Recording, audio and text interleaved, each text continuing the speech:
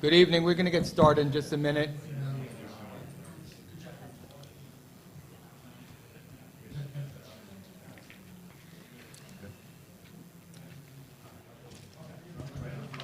You good?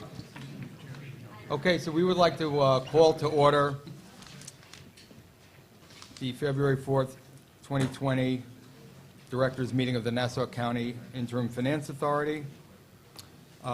Before we head into our regular agenda, Mr. Chairman, I'd like to make a motion that in order to consider legal and personnel matters, we go into an immediate executive session. is there a second? Second. Have you called the meeting to order? We did, yeah. Okay. All in favor? Aye. Aye. Okay, so we'll be taking just a brief intermission to discuss some items in executive session, and then we will come back and resume the meeting. Thank you for your patience.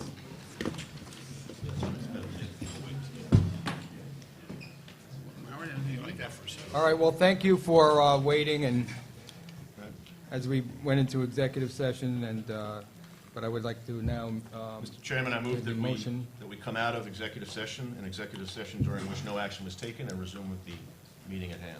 for a sec. All in favor? Aye. Okay, now we'll go back into the regular meeting of the Nassau County Interim Finance Authority, regular board meeting of February 4th, 2020. First item on the agenda is the approval of the minutes from the November 21st, 2019 meeting. Are there comments, concerns, I move their questions? acceptance. Second. All in favor? Aye.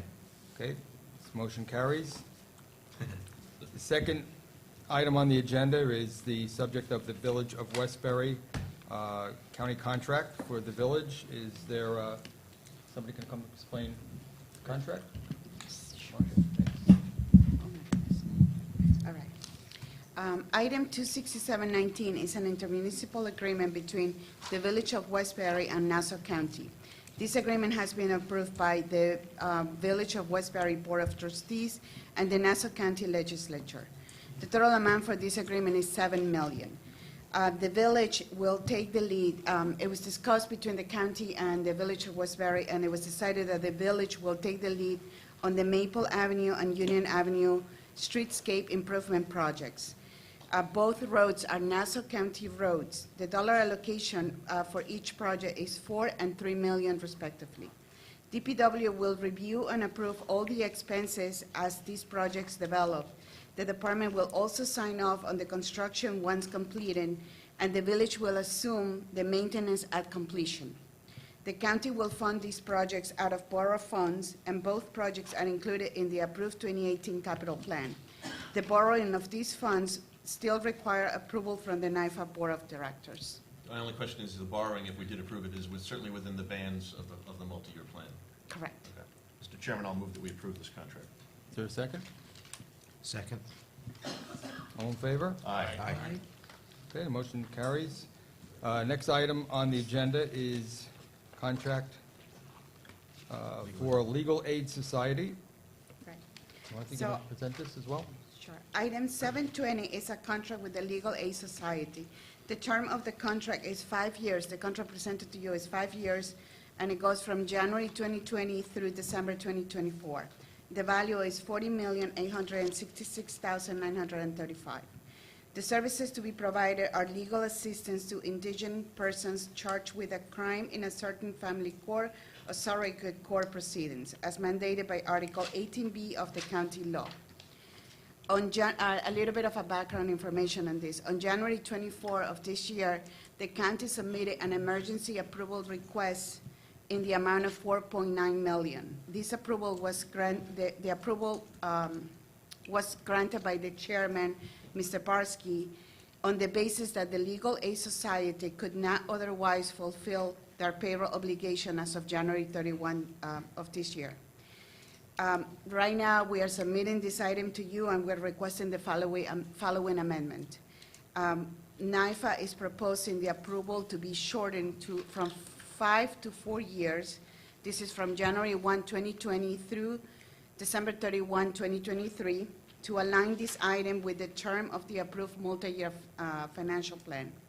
The amount to be approved is going to be now $27,303,000 $303,360 with 6 cents, excluding the emergency approved amount of $4.9 million. The amount awarded to the Legal Society is now $32,203,360 and 6 cents over the 4 years.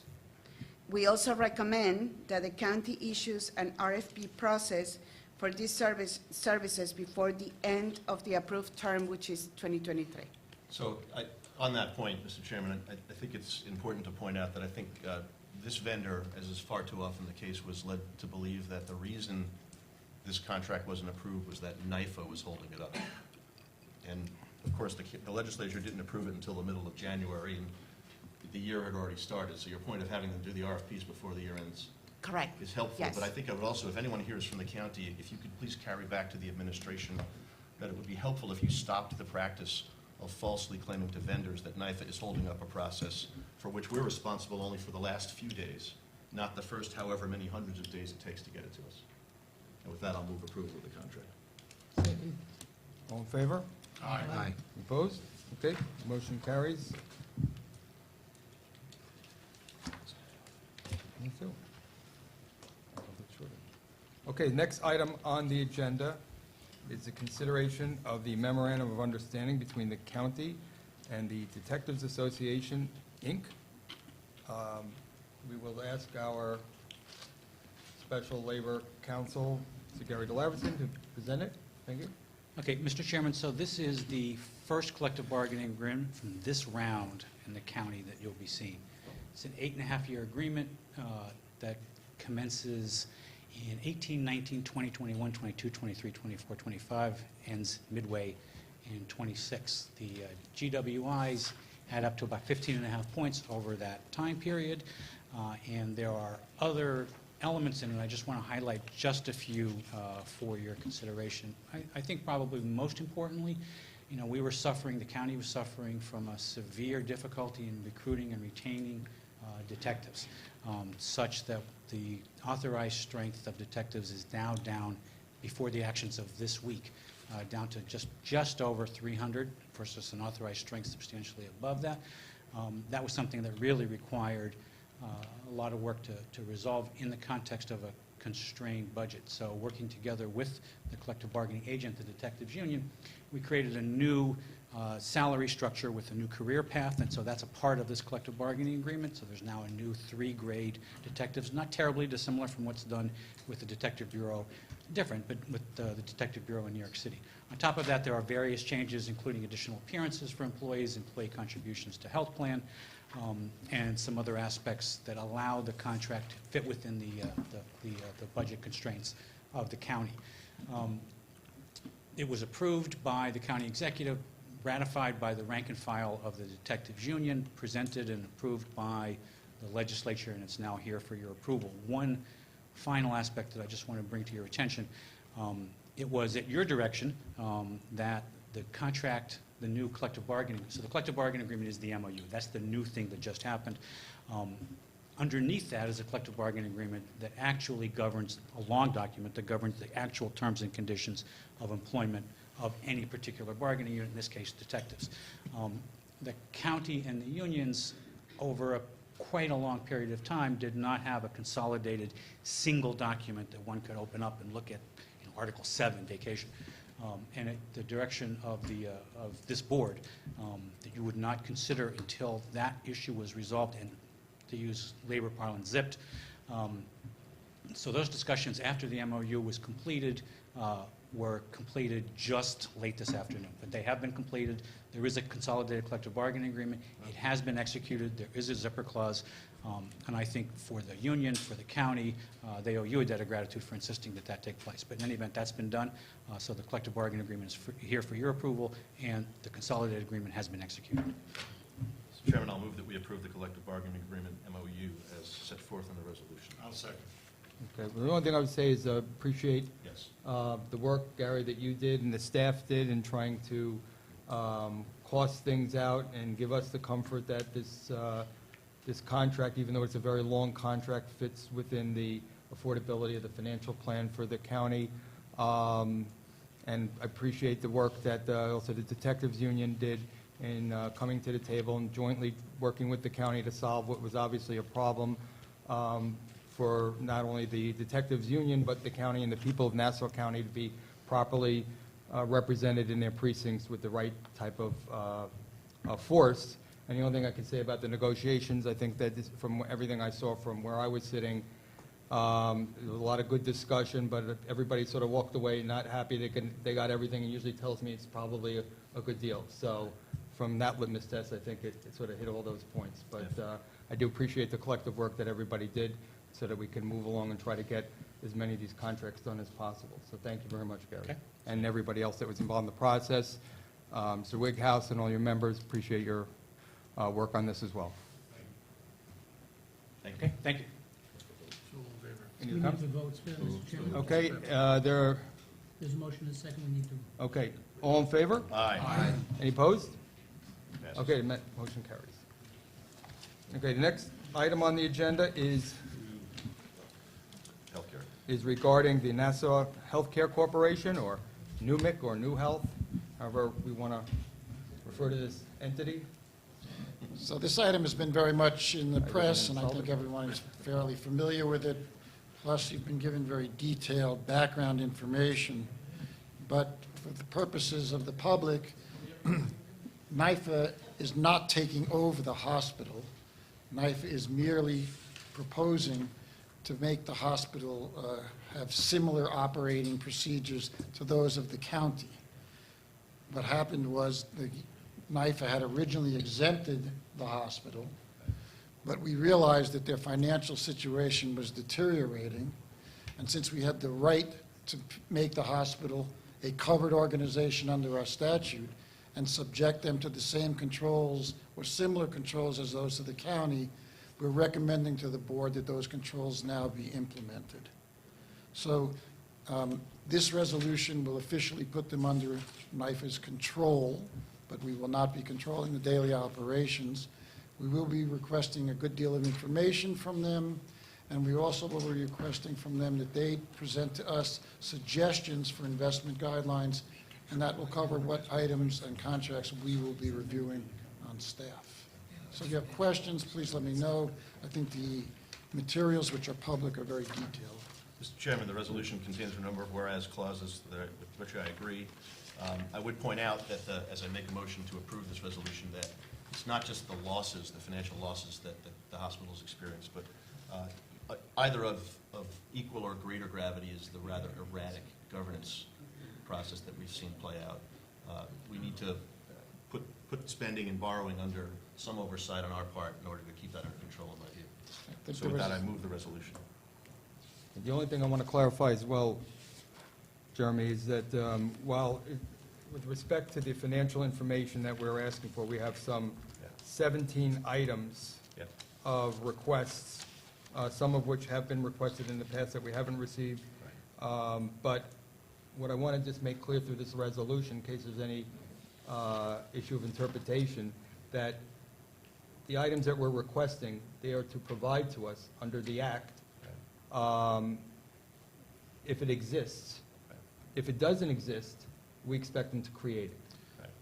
Okay, We've so given it them doesn't- 60 to days say- To say extra. to us that something doesn't exist Right. does not exempt them from the requirements of providing information under this The resolution. requested information is the requested information. It needs to be provided pursuant to the Act, which is an order. That Yep. carries certain penalties for failure to comply. And just direct your attention to the resolution, which says that if it's not available now, Yeah. they have an additional 60 days Yeah. to compile it and to produce it. Jeremy? I've moved, so if anyone wants a second. Second? So, Chairman, Any discussion? If there's any discussion, we can have a Yes. discussion. It's not a question, I just want to make a comment. Sure. That for the last 20 years since NUMC has been operating the hospital, I've been relatively close in watching developments at that facility. They probably have had 10 CEOs during that period of time. Maybe more, maybe less, but it's been a revolving door. And the first thing almost every one of those CEOs did when he came into the hospital was to prepare a plan as to how they were going to compete for private patients in Nassau County. For 20 years, that hospital suffered losses because the egos of CEOs required that they show that they could be the best in Nassau. I think at this point, we all realize, and anybody who watches the hospital from the inside out or from the outside in understands they can't compete with Northwell, they can't compete with Mount Sinai, they can't compete with NYU, they can't compete with anybody in Nassau County, but they do have a mission to play. And we need to bring in, they need to bring in, not we, they're going to operate the hospital. They need to bring in a management team that understands that. Now, unfortunately, that mission cannot be run on a break-even basis. It has to be subsidized. If you take a look at the New York City Health and Hospital Corporation, which runs the same mission, and you look at the massive subsidies that go into those hospitals, massive subsidies that go into those hospitals, this is the same patient population that you're dealing with out here. So I think that what NIFR is doing is the right thing. We have to make sure that they're on the right track, that they don't go off track and try to be something that they're not. But we also have to make sure that they find the funding source that covers what they should be doing, which is acting as a safety net hospital for the patients who really need them. I agree, Howard. The action we're taking puts borrowing and spending under controls, but we can't create the revenue. That's what they have to go for, is the funding sources. Right, and that's not patient funding Right. sources. No, it's not from the patients. It will be from the patients. Well, Well, as yeah, you know, I mean- we issued an RFP for a consultant to help us with a plan to help turn around the hospital. Yeah, also to make clear, what a consultant's going to do is look at data that's available, look at studies that have been done, if there's a specific proposal made by the management of the hospital to advise us, the county, the state perhaps, an independent, objective viewpoint as to a variety of choices and perhaps offer some others, but we are looking forward to getting somebody on board to be able to provide some subject matter expertise in this particular area. I think all the comments that were said by the members of the board are accurate and spot on, and it's a most challenging environment than it probably has been because the state obviously has their own problems in terms of their Medicaid gap and shortfall, $6 billion, and the county doesn't have much money as well, so the federal government is not as easy to deal with in today's environment as well. So the challenges facing the hospital are tremendous, and I think it's definitely within our responsibility, it's in our obligation to provide as much oversight, some controls where necessary, to provide that, as was said, that we can make sure the hospital gets on the right course and can continue to be viable, to exist, to provide the essential services that they need to, that only they can do. And I think that is what's really key as we go forward. But I think everybody shares the same comments, so. And I would just add, as we start to hear about which consultant we should hire, I think we're blessed to have Howard on the board, given his multiple decades in healthcare prior to his Not that many decades. Well, we'll call it 20 years, but we know it might be a little more, right? So, but Howard is a great resource for us to have on this board with a particular vantage point in healthcare, and I think we'd be happy to have you. And I think if I may, if the public looks at the resolution and the board materials, you'll see that we're asking for specific financial-related information, Yes. which every hospital should have, and we'd like to help them review it. Yep. Okay, if there's no other comments, entertain a motion? I made. Made no motion, is there a second? Second. All in favor? Aye. Aye. Any opposed? Okay, that motion carries. And the last item on the agenda, Carl, thank you, is an update on Just advisory. Yeah. NIFA revenues and expenses versus the annual budget on an unaudited cash basis. Thank you and good evening. This is just an informational item, requires no action on your part. I'm required to report to the board every 3 months the progress that NIFA makes with actual receipts and disbursements Right. during the period, with no accruals, no deferrals at all. This is purely on a cash basis. And what I'd like to point to your attention is that on the expense item, we had budgeted $2,475,000. Actual expenditures during the calendar year was $1,723,000. So what we withheld from the county was $1.8 million. So we basically covered our expenses, through the withholdings that we made each month during the calendar year. And it looks like we underspent on salaries because we maintained the headcount. We budgeted for more just in case. That's correct. And you were able to keep professional fees to about half of what we budgeted. That also is correct. Those are the big items. That's 690 of the $750,000 we underspent, which is good. Carl, we're pretty consistent year to year. Do you anticipate next year our budget going up by the fact that we will be taking on financial control of the? Well, when we made our budget for 2020, what we did was we did it based upon assumptions that we had in September.